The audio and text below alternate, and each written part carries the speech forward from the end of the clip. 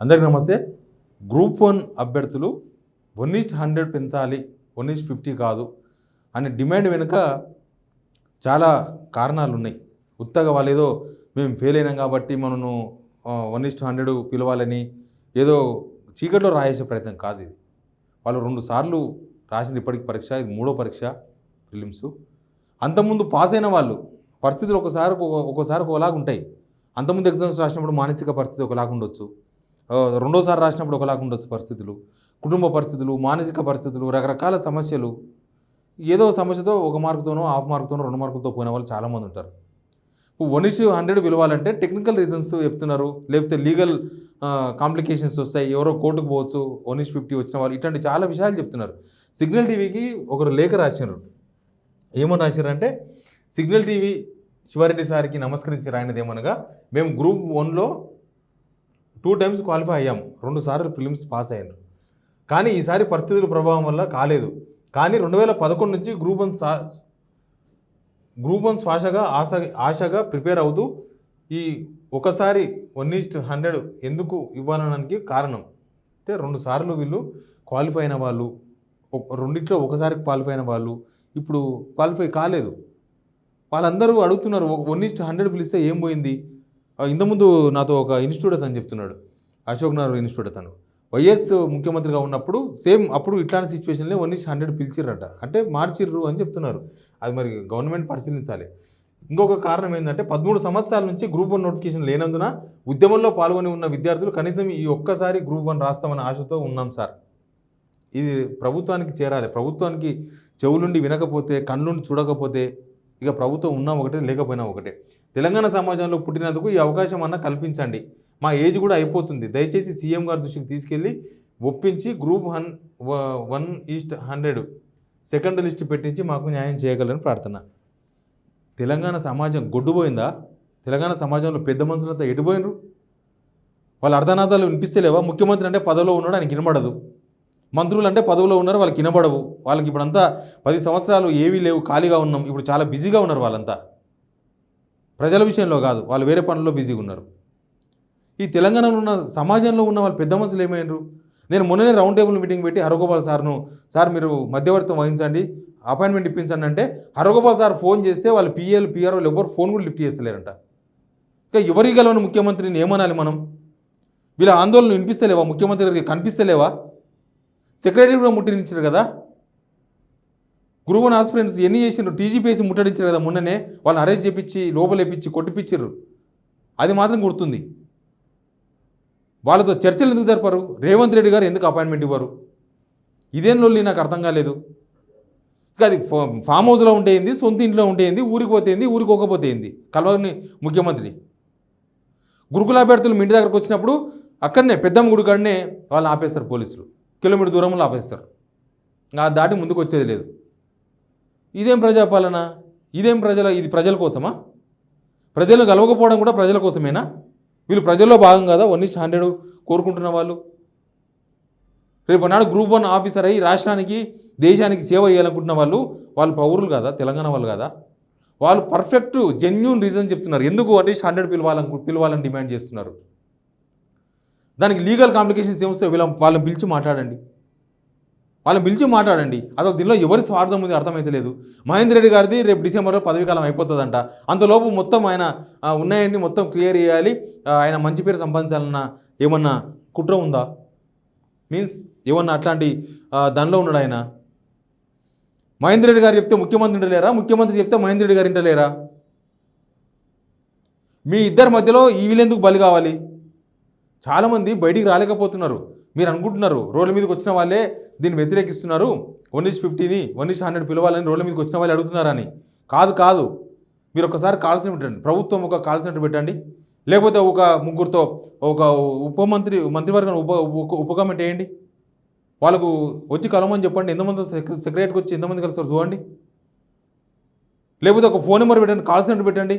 ఎంత బిజీగా ఉంటుందో మీ కాల్ సెంటర్. ఎంతమంది ఇళ్లలో మగ్గిపోతున్నారు, బయటికి రాలేక, చెప్పుకోలేక, వాళ్ళ ఇంటి సమస్యలు, వాళ్ళ ఇంట్లో వాళ్ళకు బయటకు పోయి చెప్పుకోలేని సిచ్యువేషన్, మానసిక సంఘర్షణ, వాళ్ళు అంత డిప్రెషన్ పోతున్నారు వాళ్ళు. ఎందుకు వాళ్ళని పట్టించుకొని ప్రభుత్వం వాళ్ళని ఎందుకు కనీసం వాళ్ళని ఎందుకు పిలుస్తలేరు, వాళ్ళకి ఎందుకు కలుస్తలేరు, వాళ్ళకి ఎందుకు అపాయింట్మెంట్ ఇస్తలేరు? హరగోపాల్ సార్ కూడా కనీసం హరగోపాల్ సారు ఫోన్లు చేస్తున్నాడు పిఆర్ వాళ్ళకు, కనీసం అపాయింట్మెంట్ లేదు. ఇంకా కోనరామ్ సార్ సంగతి ఏమీ అర్థమైతే లేదు. ఆయన ఇన్ని సంవత్సరాల కీర్తిని ఈ వయసులో ఉంటారు ఎవరైనా కూడా గతంలో చిన్నప్పుడు తప్పులు చేస్తారు, వయసులో ఉన్నప్పుడు చాలా చాలా ఘోరాలు చేస్తారు, వయసు పెరిగిన తర్వాత ఇంకా సమాజంలో మంచి పేరు సంపాదించే ప్రయత్నం చేస్తారు. ఈయనది అంతా రివర్స్ ఉన్నది. ఇప్పటిదాకా కొంత అంతో ఇంతో కోదండరాం సార్ అంటే గౌరవం, తెలంగాణ పోరాటంలో ఉండే ఏదో ఒకటి ఉండే, అది మొత్తం సమాజంలో పోగొట్టుకుంటుండే ఆయనకు సీఎం రేవంత్ రెడ్డి గారి అపాయింట్మెంట్ ఇప్పించడానికి చేత కాదు కోదండరాం గారికి. అసలు కోదండరాం గారు ఫోన్ అని ఎత్తుతున్నారా లేదా అనేది ఒక ఇంపార్టెంట్ పాయింట్. మళ్ళీ అదొకటి ఉంది, ఎందుకంటే ఆయన కొంతమందితో చెప్తున్నాడంట అసలు నా ఫోన్ కూడా ఎవరు ఎత్తలేరు ముఖ్యమంత్రి దగ్గర, వాళ్ళ వాళ్ళు ఎవరు నా ఫోన్ రిసీవ్ చేసుకుంటలేరని. మరి తెలంగాణ సమాజంలో ఉన్న పెద్దల ఫోన్లు ఎవరివి ఫోన్లు ఎత్తని ఈ ప్రజాస్వామ్య పాలన అని మీరు అంటారా? బయటకు వచ్చి మాట్లాడండి. ఇదే ప్రజాస్వామ్యం అని చెప్పగలరా హరగోపాల్ గారు లేకపోతే కోదండరాం గారు? బయటకు వచ్చి మాట్లాడండి సార్. మన పిల్లలు పాడవుతున్నారు. మీరు ప్రభుత్వాలకు ఒత్తాస పలకండి సార్. ఎవరు కూడా మీరు జనం వైపు ఉండండి, ప్రజల వైపు ఉండండి, అప్పుడే మీకు విలువ ఉంటుంది. మీరు ప్రభుత్వం వైపు ఉండి మాట్లాడితే వేస్ట్. కోదండరాం గారు మీరైతే మీరు ప్రభుత్వంలో ఏదో ఎమ్మెల్సీ వస్తుంది, మంత్రి వస్తుందని కలలు కంటున్నారేమో, బహుశా అది వచ్చినా కూడా విలువలేని వ్యవహారం సార్ అది. మీరు ఇట్లనే చాలా వాల్యూ ఉంది మీకు. మీరు అనవసరంగా విలువలు దిగజార్చుకుంటున్నారు, మీ పరువు మీరే తీసుకుంటున్నారు. నిరుద్యోగుల విషయంలో మీరు వ్యవహరిస్తున్న తీరు అందరినీ కలిచి వేస్తున్నది, మీ మీద ఉన్న గౌరవం పోతున్నది. ఈడ ఇంత నడుస్తుందా? సీఎం అపాయింట్మెంట్ అడిగిండో లేదో తెలియదు, కొంతమంది ఏదో అంటున్నారు అపాయింట్మెంట్ అడుగుతున్నారు ఎవరు ఫోన్ ఎత్తలేరని. మరి ఆయనకు కూడా ఇజ్జత్ లేకుండా పోయిందా? అసలు నాకు ఏమనిపిస్తుంది, రేవంత్ రెడ్డి గారు ఈ తెలంగాణ ఉన్న మేధావులను కూడా వాడి పడేసిండేమో అనిపిస్తుంది ఇవన్నీ చూస్తుంటే. అవసరానికి ఎలక్షన్స్ కోసం వాడి పడేసిండా, లేకపోతే వీళ్ళు మధ్యలో గవర్నమెంట్తో పనులు చేపించుకునేది? హరగోపాల్ సార్ విషయంలో నేనేం మాట్లాడాను, హరగోపాల్ సార్ ఆయన ప్రయత్నం చేస్తున్నాడు, ఎందుకంటే నేనే మాట్లాడుతున్నాను ఆయన దగ్గర. ఆయన టీజీపీఎస్సీ ఆఫీస్కి పోయి ఇచ్చిండు, కోదండరాంని తీసుకొని పోయిండు 2 సార్లు ఫోన్ చేసి ఎత్తకపోతే. కాకపోతే డిఎస్సి విషయంలో ఇక్కడ ఎవరిని కలవాలి? ముఖ్యమంత్రి గారిని కలవాలి. డిఎస్సి వాయిదా పడాలంటే ముఖ్యమంత్రి గారిని కలవాలి. ముఖ్యమంత్రి అపాయింట్మెంట్ ఇస్తలేడని చెప్తున్నారు. అది వాళ్ళకి తెలవాలి. కోదండరాం గారు ఎక్కడ ఉన్నారు తెలుసా? చాలా బిజీగా ఉన్నారు కోదండరాం గారు నిరుద్యోగుల విషయాల్లో నిరుద్యోగులు ఇంటికి వస్తారంటే ఇంటికాడ దొరకరు. ఆయన ఇక్కడ ఉన్నాడు, ఇక్కడ మాయమైండు, టక్కున మాయమైపోయింది. ఇక్కడ కనిపించిండు. ఏంది ఇది? ఎంవిఎస్ఆర్ ఇంజనీరింగ్ కాలేజీలో లెక్చరర్లకు లెక్చర్ అయినగా పోయిండు. లెక్చర్ అయినకి పోయి లెక్చర్ కూడా ఇచ్చిండు. ఏం లెక్చర్ ఇచ్చిండు పోయి అంటే ఎట్లుంటుందంటే, ఇంకో ఇది లెక్చర్, అభివృద్ధి మరియు నిరుద్యోగం మధ్య అసమతుల్యతను అధిగమించడానికి యువతలో నైపుణ్యాలను పెంపొందించాలి. ఇంజనీర్స్ డే సందర్భంగా ఆడికి పోయిండంట. ఈయన మాత్రం చీఫ్ గెస్ట్గా పోతున్నాడు, మంచిగా పూల బొకేలు తీసుకుంటున్నాడు, సన్మానాలు చేపించుకుంటున్నాడు, అన్నీ చేపించుకుంటున్నాడు.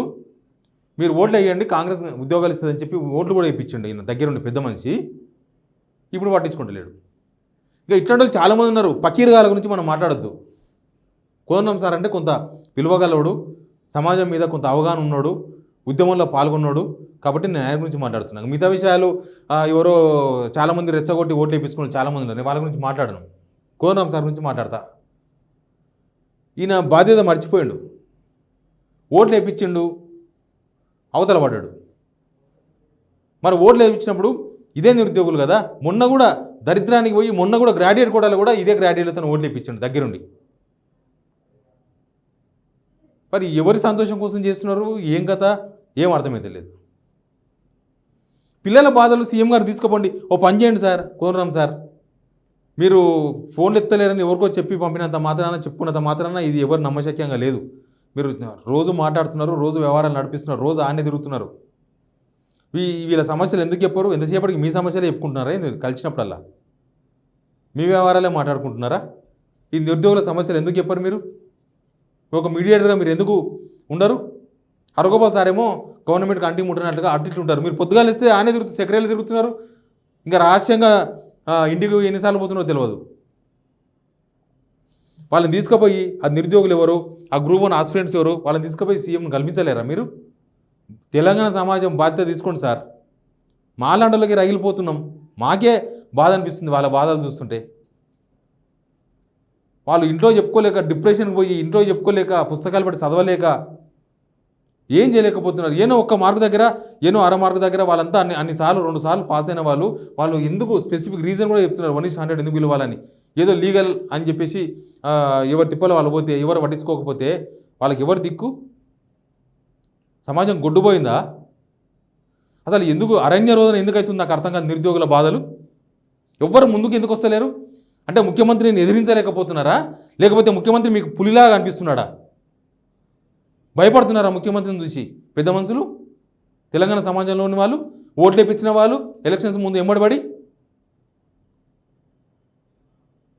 దీనికి సమాజం ఖచ్చితంగా బదులిస్తుంది ఏదో రూపంలో. మధ్యవర్తులుగా ఉండి ఓట్లు వేయించి దగ్గరుండి మంచి మాటలు చెప్పి మీరు టీచర్ కూడా పనిచేసిన, లెక్చరర్ కూడా పనిచేసిన కోరం సార్. పిల్లల మనసేరిన వాళ్ళు మీరు. ఆ పిల్లల బాధను మీరు అర్థం చేసుకోలేకపోతున్నారా? ఏం జరగాలనుకుంటున్నారు తెలంగాణలో? మీరు కూడా మొత్తం పొలిటీషియన్గా మారిపోయినా నేను రాజకీయ నాయకుడు నేను చెప్పదలుచుకున్నారా? నేను టీచర్ నుంచి రాజకీయ నాయకుడు దాకా ఎదిగిన అనుకుంటున్నారా? ఇదేం మంచిగా లేదు సార్. మీ ఇష్టం. పిల్లలు అయితే తిట్టుకుంటారు మిమ్మల్ని. మీరు ఇప్పటికైనా సరే ఒక అడుగు ముందుకేసి గ్రూప్ 1 ఆస్పిరెంట్స్ ఏంది, వాళ్ళ ప్రాబ్లం ఏంది, ఆ డిఎస్సి ఏంది, ప్రభుత్వం చాలా మొండిగా పోతుంది. ఇంత మొండితనం కూడా పనికిరాదు. అంతకుముందు గవర్నమెంట్లో కూడా ఇంత మొండితనం లేదు. నేను చూసిన, నేను ఆ గవర్నమెంట్ కూడా ప్రశ్నించిన. ఇంత మొండితనం లేదు. ఇది మొండికి జగముండిలాగా ఉంది ఇది. అని అవతల బాధపడుతుంటే పక్కన అయ్యో పాపం ఏమైందమ్మా అని అంటారు కదా. ఇంతమంది నిరుద్యోగులు రోడ్ల మీద తిరుగుతుంటే వాళ్ళ ప్రతినిధులను వాళ్ళను పిలిచి ఏమైంది, మీ ప్రాబ్లం ఏంది, మీ డిమాండ్స్ ఏంది, వాళ్ళని పిలిచి మాట్లాడడానికి ఎవరికి భయం అవుతుంది? ఆ మంత్రులు ఎందుకున్నారో తెలియదు. వాళ్ళకు మంత్రి పదవుల కోసమే వాళ్ళు మంత్రులుగా ఉన్నట్టుంది. వాళ్ళు ఎవరికి ఇవ్వడానికి వస్తారో అర్థమవుతలేదు.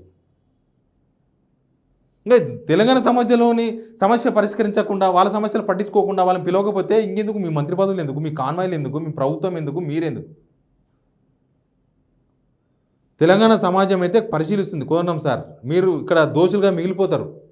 మీరే దోషులు ఇక్కడ. ఎందుకంటే మీరే పిల్లలను కన్విన్స్ చేసి ఓట్లు వేయించారు. మీరు వాళ్ళ బాధపడుతుంటే మీరు పట్టించుకోకుండా ఓపెనింగ్ కార్యక్రమాలు తిరుగుతున్నారు. ఇదేం మంచిగా లేదు. మీరు ఆ పిల్లల బాధలు పట్టించుకోండి. వాళ్ళ బాధలు ఎందుకు కనిపిస్తలేవా? మీ దగ్గరకు వచ్చి బతిమాడాలన్నా మిమ్మల్ని?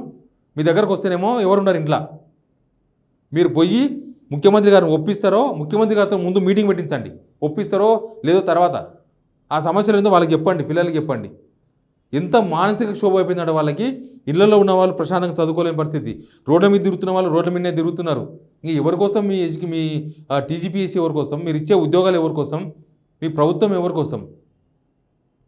బాధ్యత తీసుకొని కోన్నాం sir. Please subscribe signal TV.